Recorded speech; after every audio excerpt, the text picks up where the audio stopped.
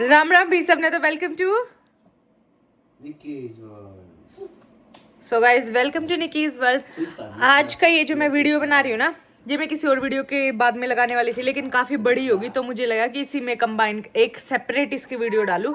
लेकिन अगर सेपरेट डाल रही थी तो 10 ही मिनट का था, तो मुझे लगा 3-4 क्वेश्चन और ले लूँ और इसका एक पूरा व्लॉग ही बन जाएगा। मामा खोई कर देगी। लो पापा ने नहीं खोई करी, लो ले जाओ। सो गाइज यस, तो मैं इसमें इस व्लॉग का टाइटल मैंने डाला है नेगेटिव कमेंट्स के रिप्लाई।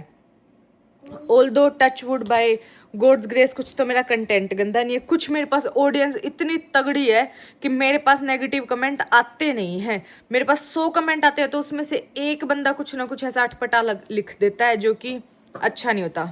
मे बी वो मेरी रेलिवेंट ऑडियंस नहीं है, और 100 में से एक कहते चिड़न हुए है। सो उसके लिए मुझे इतना बुरा नहीं लगता। चढ़ाई पूरी हो रही है, तो thank you so much for all your support and love. बाकी एक व्लॉग मैं ऐसा जरूर बनाऊंगी जिसमें ना मैं सारे स्क्रीनशॉट लेने लग रही हूँ जो मेरे पास बहुत प्यारे प्यारे कमेंट्स करा है, उनके लिए तो स्पेशल जो हर एक वीडियो पे कमेंट करे हैं। थैंक यू मेरी प्यारी बहनों, मेरे भाइयों, जो भी मेरे को इतना ज़्यादा सपोर्ट और लाड करते हो। उसका भी मैं एक पॉजिटिव वीडियो भी ज़रूर बनाऊंगी, बस फिलहाल अभी नेगेटिव ले लेते हैं क्योंकि इनके आंसर देने भी ज़रूरी है। वैसे शुरू का 1 या 2 क्वेश्चन ही मैं नेगेटिव कह सकती हूँ, उसके बाद तो वो क्वेश्चन है जिन्होंने मुझे मिसअंडरस्टैंड करा, तो मैंने अपनी क्लैरिफिकेशन दी है, तो फिर आगे आप उसको किसी भी तरीके से ले सकते हो। मैंने अपना ओपिनियन दिया है। अभी फ़िलहाल ये पहली कमेंट मैं नेगेटिव ले रही हूँ, इसके बाद वाली जो कमेंट है वो नेगेटिव भी नहीं कह सकते और पॉजिटिव भी नहीं कह सकते। नेगेटिव नहीं कह सकते, मतलब उनका ओपिनियन मेरे ओपिनियन से डिफरेंट है, या फिर उन्होंने जो मैं कहना चाह रही थी वो समझा नहीं और कुछ भी मेरे से डिसएग्री करा। डिसएग्री तो मेरे से दुनिया कर सकती है, सब कर सकते हो, लेकिन मतलब मैं जो बोलना चाह रही थी उन्होंने उसको गलत वे में लिया। एनीवेज, अभी सबसे पहले तो मैं ये नेगेटिव कमेंट वाले देखूँ, मैं नाम नहीं लेना चाहती किसी का, पर यहाँ स्क्रीनशॉट लगा देती हूँ। ये इन्होंने ना ईशा के लिए लिखा है, आप कुछ भी बोल लो कि आपको फर्क नहीं पड़ता, बट आपको भी अंदर अंदर से कुछ तो फील होता ही होगा, और ये अच्छी बात नहीं है। कभी ऐसा ना हो कि कुछ दिन में ईशा भी यहीं आ जाए रहने। यार तुम कैसी बात करते हो? ये हेजू ही गुस्सा कर रही है, तुम ईशा को कुछ भी बोलोगे तो। हाँ बोल दे ईशा को कुछ बोल दे ईशा को, बोला मारूंगी। हाँ, और इन्हीं जनाब ने जिन्होंने कमेंट करा, इन्हीं जनाब ने एक और कमेंट कर रखा था इससे 1-2 दिन पहले कि ईशा कपिल को भाई क्यों नहीं बोलती, कपिल इतने बड़े हैं ईशा से तो भाई क्यों नहीं बोलती। वो जो एक और लड़की आपके घर मिलने आई थी थोड़ी देर, वो भी तो कपिल भाई बोल रही थी। यार कम ऑन, जब तक ये ईशा वर्सेस कोई और था जैसे टोनी कबीर राहुल, तब तक ठीक था भाई। ये क्या करने लगे तुम मेरे पति के साथ? चलो 2 सिंगल बंदों का जोड़ रहे थे, ठीक है, तुम ये मेरे पति के साथ क्या करने लग गए भाई? ये कोई अच्छी बात है तुम्हारी? What is this nonsense? तुम्हें मेरी पर्सनालिटी से लगता है कि मैं डम हूँ? सीरियसली तुम्हें लगता है? तुम्हें मेरी पर्सनालिटी देख के ऐसा लगता है कि मैं वो बेवकूफ होंगी जिसको तो कुछ पता ही नहीं चले, जिसको तो कुछ दिखे ही ना, जिसको तो पता आदमी पहचानने की परख ही नहीं है, जिसको मैं उतनी बेवकूफ लगती हूँ तुम्हें? मुझे तो पता ही नहीं, मैं ईशा को बुलाए जा रही हूँ घर, और ईशा यहीं शिफ्ट हो जाएगी और मुझे निकाल देगी। यार तुम लोग ना ऐसी बातें होती है ना, फिर हमारे ग्रुप में बड़ा फन होता है इसका। प्लीज ऐसी कमेंट्स ना करें, ऐसा कुछ नहीं है। ईशा बहुत प्यारी है, बहुत प्यारी, बहुत प्यारी, और इसीलिए वो मेरे घर तक आती है और मुझसे मिलने आती है। डेली मैं फोन करती हूँ उसको, प्लीज आ जा, मुझे अच्छा फील नहीं हो रहा आज, मुझे ये नहीं हो रहा। वो आती है, मुझे अच्छा फील होता है, मुझे उसकी वाइब्स है ना जो वो बहुत पॉजिटिव है, मुझे बड़ा अच्छा लगता है। वरना हर कोई नहीं आ पाता मेरे घर। हाँ सब कोई नहीं आ सकता है। हाँ तो प्लीज गाइज ईशा को आने दो। तुम लोग ऐसे मत बोलो कि ईशा के दिमाग पे कुछ इम्पैक्ट हो। कहीं वो कुछ सोच जाए कि यार वैसे बाकी लोग ईशा से बहुत प्यार करते हैं, बट फिर भी ऐसा मत करो। पहलवान जी ऐसा मत करो यार। एक और बंदे ने एक और नेगेटिव कमेंट है, कितनी केयरलेस है, गैस स्टोव के पास कैसे छोड़ देते हो? व्लॉगिंग से ज्यादा जरूरी वो है। हेजू की बात हो रही है कि हम हेजू ने वहां से लेप पे बिठा देना, गैस स्टोव हो रहा है। मैं दोबारा ये लुक दूंगी। ये लुक दिया मैंने। ऐसे बोल रहे हैं कि हम तेरे को बात सुन ले। उसमें तो वीडियो बन रही है, उसमें तो व्लॉग बना रही हूँ। व्लॉग ज्यादा जरूरी है, उन्होंने पहले कमेंट में लिख दिया। छोटे के सर इडियट है। नहीं क्या है तू इडियट? भाग यहाँ से। व्लॉग ज्यादा जरूरी है बता। ये तो मैंने मुँह पैदा कर दी टाइम पास। बता कैसी? मैं माँ हूँ उसकी, वो पिता है उसके। अब उसने गैस के स्टोव के पास बिठा के चले जाएंगे। कैसी बात करती हो तुम्हें? कुकड़ी बूंदने वाले हेजू की यार, अपनी जान से ज्यादा प्यारी है हमने हेजू। बट एनीवेज चलो, आप हेजू से प्यार करते हो, आपने ऐसे लिखा हो तो माफ कर देती हूँ। बाकी लुक मेरा ही हो है। ये क्या बात हुई बता? तुमने सोचा तो हेजू के लिए। चलो तुमने हेजू के लिए सोचा, हम तब न सोचा कि हम इतने केयरलेस है। हमारी बच्ची है भाई, खून तो बना रखे, खून तो है।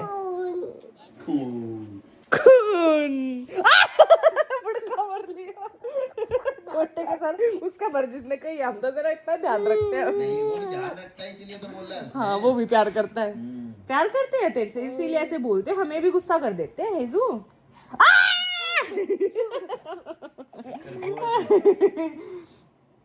और अब इसके बाद जो है वो नेगेटिव नहीं है, बट थोड़े से मुझे अच्छे नहीं लग रहे, वो बताती हूँ। मतलब ये वाला कमेंट जो, रुक जाना यार हेजू। शुगर भी ना पेट कति नासा दी भरकर न खाया है। हेजू स्टोव धोरे छोड़े होंगे और बिठा दूंगी और भून दूंगी तेरी कुकड़ी ही, भाग जाए अड़े ते। एक देखो, एक ने ऐसे लिखा है, अभी से मैनर सिखाओ, हेजू की गलती पर हंसना नहीं। अभी तो अच्छी लगती है, बाद में प्रॉब्लम होगी। उसे ना सुनना भी आना चाहिए। पहला तो भाई हम हेजू तक ना बोलना सिखावे। सुनना आओ चाहे ना आओ, आज के जमाने में ना बोलना आना चाहिए। सबसे बड़ी बीमारी प्रॉब्लम ही है बंदे ने जिसने ना बोलनी नहीं आती। मैंने अपनी उम्र में अब जाकर ना बोलनी ढंग से सीखी है, तो मैं नहीं चाहती मेरी बच्ची को ना बोलने, इसको स्टार्टिंग से ना बोलनी आनी चाहिए। अपने पापा पे जाएगी, तो अभी से बोल। पापा पे जाएगी, अभी से ना बोलेगी। और तब एक बात बताओ, सबका पेरेंटिंग स्टाइल डिफरेंट है। मैं किसी को जज नहीं करती, ठीक है। कई लोग जेंटल पेरेंटिंग करे, कई लोग थप्पड़ पेरेंटिंग करे, कई लोग कुछ पेरेंटिंग करे। हमारी जो पेरेंटिंग है मेरी और पहलवान जी की, हम लोग इतना बोदर नहीं करते, just go with the flow है। जैसा हमारा टाइम है हम वैसा बढ़ते हैं हर एक चीज में, तो हम इतना प्रेशर नहीं डालते भाई बच्चे पे। तब मेरे से बात बताओ, हम मोस्टली जो ओल्ड स्कूल टाइप है हमारे पे, जब हम पढ़ा करते हमारे पेरेंट्स ने हमारे तनुए सिखाई है, जो अगर इसकी वजह से चोट लगी तो मार इसको, मार इसको, मार। तो ये हम बड़े हो गए 28 साल के, हम इस तनु करे मार मार मार। क्या मैंने उसके बाद कभी कुछ सीखा ही नहीं है? या हम उसको कहते हैं हट हट, कोई भी हमारे घर आता है हम हट हट करते हैं या उसको चाटे बिठाते हैं। ये चीजें अभी अच्छी लगती है 1-2 साल, और 1-2 साल ही रहती है। जैसे ही बच्चा सुनने लायक हो जाता है ऑटोमेटिकली चीजें ठीक हो जाती है। अभी कोई मैनर्स सिखाने की, हाँ तो क्या वो सारी उम्र तोतड़ा बोलता है बच्चा? हम तोतड़े बोलते हैं ना बच्चे से। तो ये हमारा पेरेंटिंग स्टाइल ये नहीं है। तो मैं शायद आपको बच्चे हुए नहीं होंगे, मतलब अभी है नहीं, अभी आप कवारे हो। अगर है तो शायद आपके बच्चे बड़े हो गए होंगे, आई डोंट नो। लेकिन हमारा पेरेंटिंग स्टाइल ये गो विद द फ्लो है। अभी इसको मैनर सिखाने से, इसको तमीज सिखाने से ज्यादा इंपॉर्टेंट हमें लगता है इसको एक्टिविटीज करनी आनी चाहिए। बाद में 1-2 साल बाद, और हम जब इसको समझ आएगा तब डिसाइड करेंगे कौन सी रखनी है कौन सी हटानी है। अभी इंजॉय, जो ये बोल रही है उल्टे काम कर रही है, इंजॉय, जो सीख रही है सीख रही है, खुद सीखती है। अपने बच्चे तो चोरी करना सिखाया है। हाँ सीखते हैं ना, बड़ा पेमाप सीख ले है। हाँ पहलवान जी, नाइस एग्जांपल्स यार। तो हमारे घर का हमारा छक्का पढ़ ले। हाँ पढ़े, बचपन तक लाग गए थे पढ़ो। हाँ मैं तो पढ़ी, पहलवान जी की बात हो रही है। पीएचडी तो तो ऐसा कुछ नहीं है, बच्चा अपने आप सीख जाएगा। इतना हम लोग टेंशन नहीं लेते, हम लोग इतना स्ट्रेस नहीं लेते। तो ये मैंने क्वेश्चंस लिए थे। इसके बाद मैं एक वीडियो अटैच करी हूँ जिसमें जो मैंने इससे पहले बना दी थी, लेकिन वो छोटी थी तो ये मैंने जस्ट ऐड करा है। स्मार्ट। तो उन 3 जो कमेंट्स हैं मैंने उनके रिप्लाई दिए हैं, तो वो आगे एंजॉय करो। बाकी मैं आपको क्लियर कर देती हूँ, मैंने एक वीडियो डाली थी इससे 1 या 2 वीडियो पहले, जिसमें हम बाहर खाना खाने गए हुए थे। उसमें हम लोग बात कर रहे थे कि कनाडा वो ही आता है जो मतलब पीछे से इतना स्ट्रोंग नहीं होता। तो हमारा उसमें जो कहने का मतलब था वो मैं समझा देती हूँ।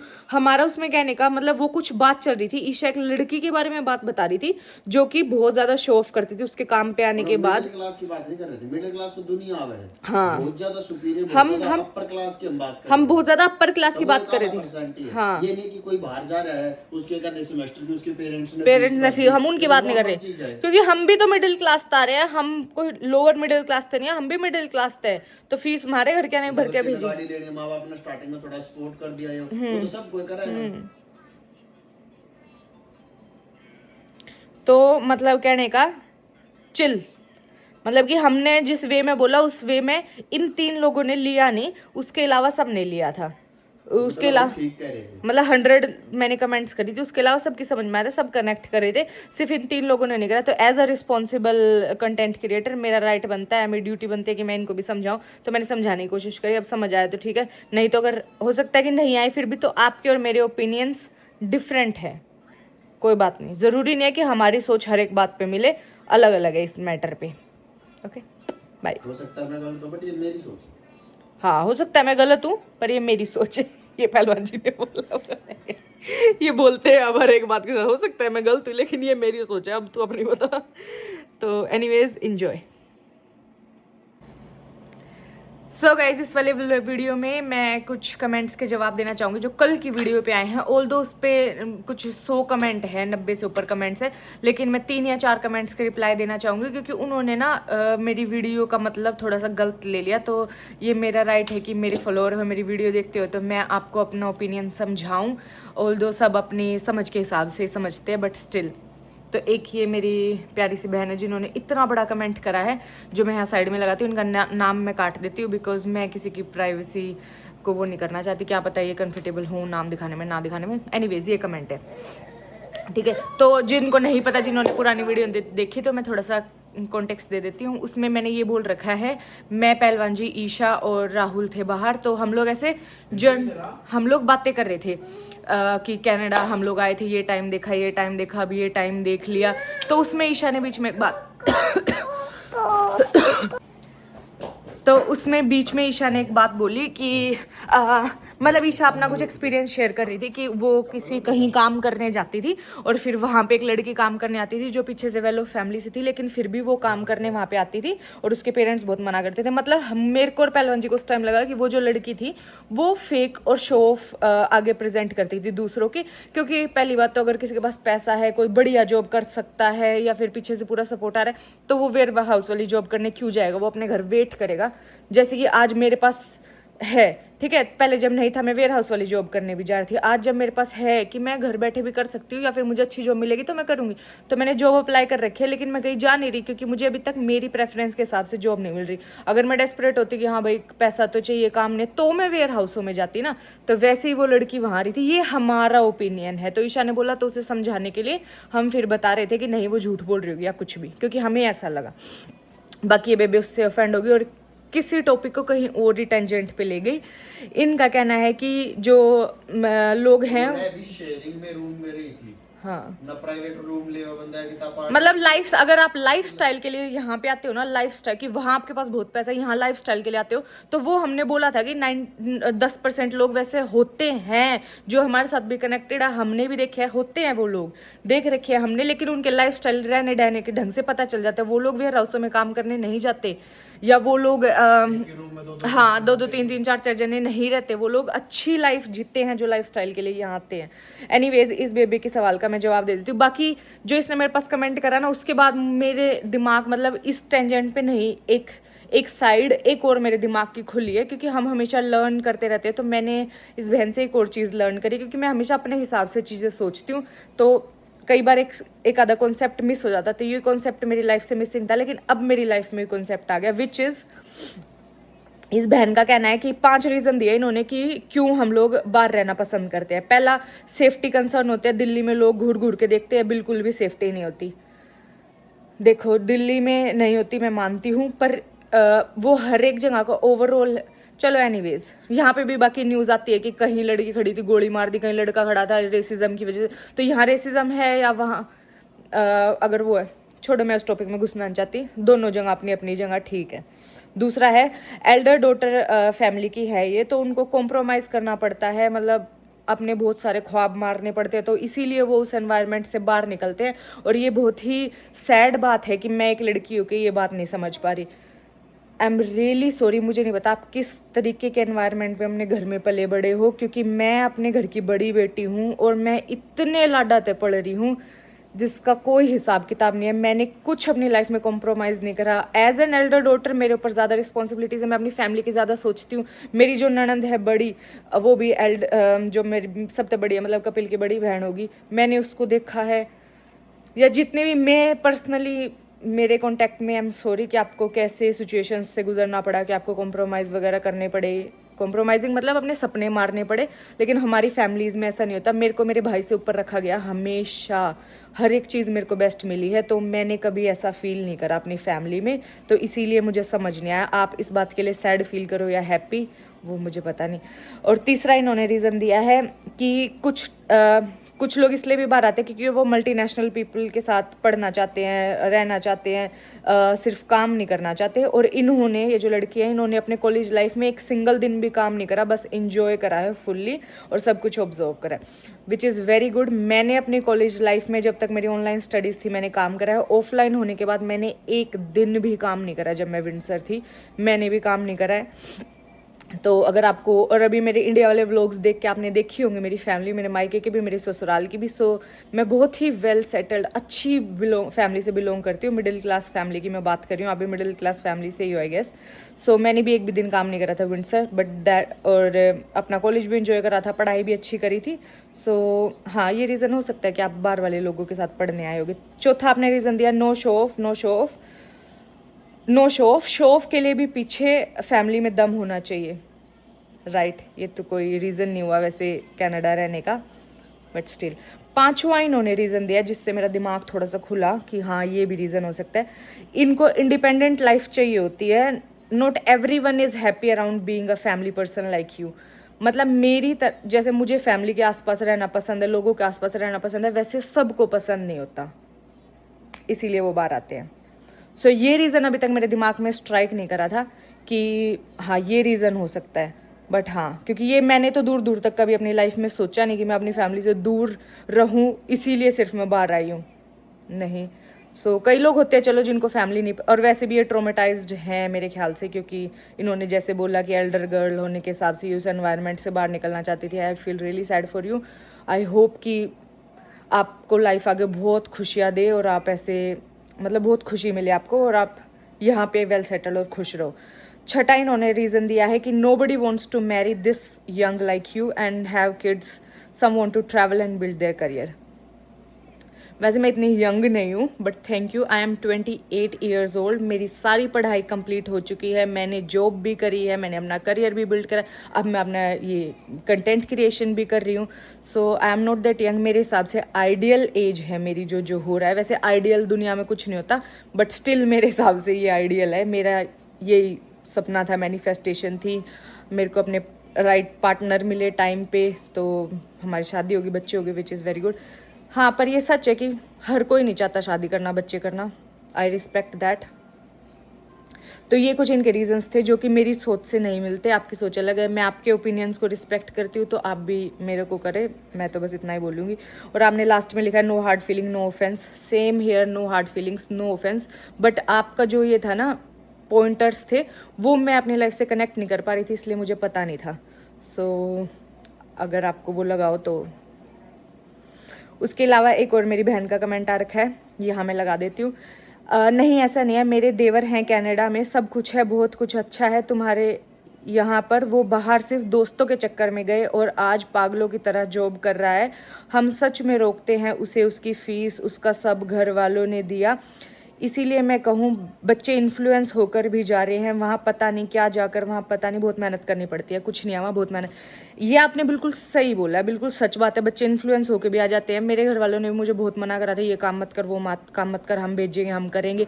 इनफैक्ट मेरे पहले 2 सेमेस्टरों की फीस ही घर वालों ने भर के भेजी थी। जब मैं आई थी कोविड था, 3-3.5 लाख की मेरी टिकट हुई थी। सारे पैसे वो घर वालों ने दे के भेजे थे। बट आप बिल्कुल सही बोल रहे हो, बच्चे इन्फ्लुएंस होके भी आ जाते हैं। और लेकिन आपका देवर यहाँ मतलब हम जो बोल रहे थे उसमें ये नहीं था कि पीछे से जो बिल्कुल गरीब होते हैं, जिनके पास कुछ होता ही नहीं, वो यहाँ आते हैं। हमने ऐसा नहीं बोला था। बट कोई बिलियनर बहुत कम। मैंने ये बोला था कि बहुत जो ज़्यादा अमीर होते हैं ना, वो बहुत कम आते हैं। हमने ये नहीं बोला था कि जो हमारे जैसी फैमिलीज है ना, अब अपने इंडिया वाले व्लॉग्स देखे, वो लोग आते हैं। हमने ये नहीं बोला। तो आपने बिल्कुल सही बोला बहन, आपके देवर आगे होंगे फ्रेंड्स के चक्कर में, लेकिन अब शायद वापस आने की कहते होंगे, मे भी नहीं भी कहते होंगे, तो अच्छी बात है। एक और कमेंट आया एक और लड़की का, ये और पढ़ देती हूँ फटाफट, मैं ज़्यादा बड़ा नहीं खींचना चाहती, वैसे बड़ा तो हो ही गया।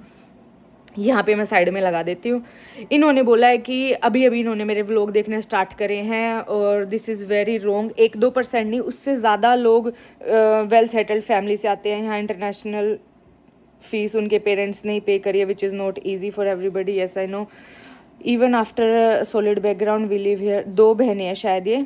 Because life skills that are required, Canada changes your mindset, doesn't fit everybody in same box. If somebody is rich doesn't mean they have to live on their own. Human connections is very important. आपने तो, मैं बोलूँगी, ये जो आपने comment करी है, आपने तो जो मैंने वीडियो में बोला या पहलवान जी ने वीडियो में बोला, उसका बिल्कुल कॉन्टेक्स्ट आपने उल्टा ले लिया। हमने ऐसा तो कुछ बोला ही नहीं, जैसे आपने कमेंट करी है कि हम चाहते कि जो मतलब अमीर है या पीछे से अमीर है वो एक ही कमरे में घुसा रहे और दूसरे लोगों से बोल रहे नहीं, सारे ह्यूमन कनेक्शन काटे। नहीं नहीं, हम लोग लाइफ स्टाइल की बात कर रहे थे। तो आपने तो बिल्कुल कॉन्टेक्स्ट गलत लिया है मेरी बहन। नो हार्ड फीलिंग्स, लेकिन आपने हमारी जो शायद हमें समझाने में गलती हुई या शायद आपको समझने में गलती हुई, लेकिन हमारा कहने का ऐसा कोई भी मतलब नहीं था। इनफैक्ट ये तो कोई छोटी रेशो नहीं है जो यहाँ आके रहते हैं और फीस उनके घर वाले भरते हैं। ये तो बहुत बड़ी रेशो है। आई गेस 60-70% बच्चों की जो फीस है ना, वो पीछे से घर वाले भरते हैं। हाँ, आते ही थोड़ी काम मिल जाए। और पिछले जो 3-4 साल से हाल है ना, मुझे लगता है 90% बच्चों की फीस घर वालों ने भरी है, क्योंकि काम ही नहीं था यहाँ। तो हमने तो ये बात बोली ही नहीं, लेकिन जो हम फेक शो ऑफ था ना, हम उसकी बात कर रहे थे सिर्फ। हम ये नहीं बोल रहे थे कि जो बिल्कुल गरीब गरबा है वो यहाँ पे आता है। उनको भी आना चाहिए यार, पर उनके पास तो उतने पैसे ही नहीं होते कि वो वहाँ से इकट्ठे करके यहाँ तक पहुँच पाए। मिडिल क्लास फैमिली आती है यहाँ।